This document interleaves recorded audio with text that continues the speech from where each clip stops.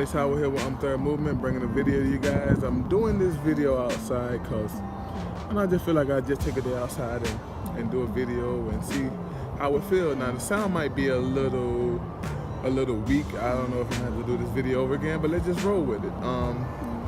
So this video is gonna be about war.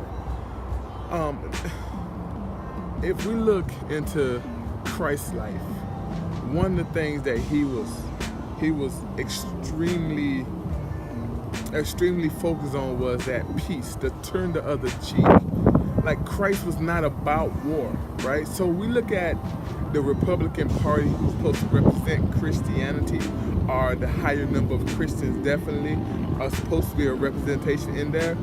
We look at a party who is all about war, who's all about loving war, and we look at a lot of things that's going on in our culture, right? A lot of our culture, we have these video games that are war-centric, that are war-focused. We have movies that are glorifying war, and we have a culture that really wants, or maybe not gonna say it, but through our actions and things that we do, we want war, we love war. And I don't think we understand the cost of war. America's sitting in a place of privilege, thank Jesus for it. But we look at our country, we haven't had a war in our country break out probably since the Civil War. I'm talking about that happened inside our country.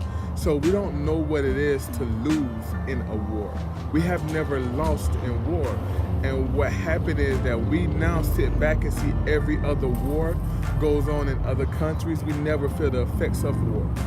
So this video is saying that we really have to start looking at the effects of war if we have to look through the lens of other countries or other people. I seen a video, it was a father up in Afghanistan. It may have been Iraq. And he just was crying. He was just in tears. He was just in crying and in tears. And he was talking about how his kids got killed when America dropped the bombs over there in Iraq, I believe it was. He was crying, saying he lost all his kids, and like this was a grown man, and like he was tore apart. And that's what we don't realize that war would bring, or the cost of war.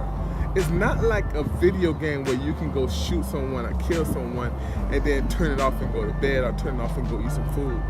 It's not like a video game where we can have war, then after the war is over, we can go to Bible study at church to bring it home to Christians. War is something that devastates a place. War is something that devastates a people. I mean, we look at our soldiers coming back from the different wars that we've been in the last few years. We see a high number of trauma in their minds from what they seen, what they had to do. I worked in the security field, and I talked to people. Who went to war and came back, and they're not the same. Like they're not the same. I don't know what else to do. They're a different person. They are different people. And that's what war happens when we go to war. Imagine when the war come here. So this video is simply saying, as Christians, we should not be looking to want war, whether it be war on other countries, whether it be this war that we have, a race war. None of it's going to end well. War doesn't end well, right? Now, I really do believe that there's a group of people that wants war, but we don't have to satisfy their needs. We're living in a day and age where war makes a lot of money. People get rich in war, or get rich through wars. Building guns, building tanks and ammo and all this stuff makes money. But we have to get to the point where we're as Christians. Now, this is not for the world. The world is going to be what the world is going to be.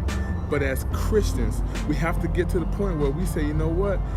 War is not worth it, because that's not how we was raised. It's not in our blood. And I'm talking about the new blood we have in Christ, because Christ had no war in him.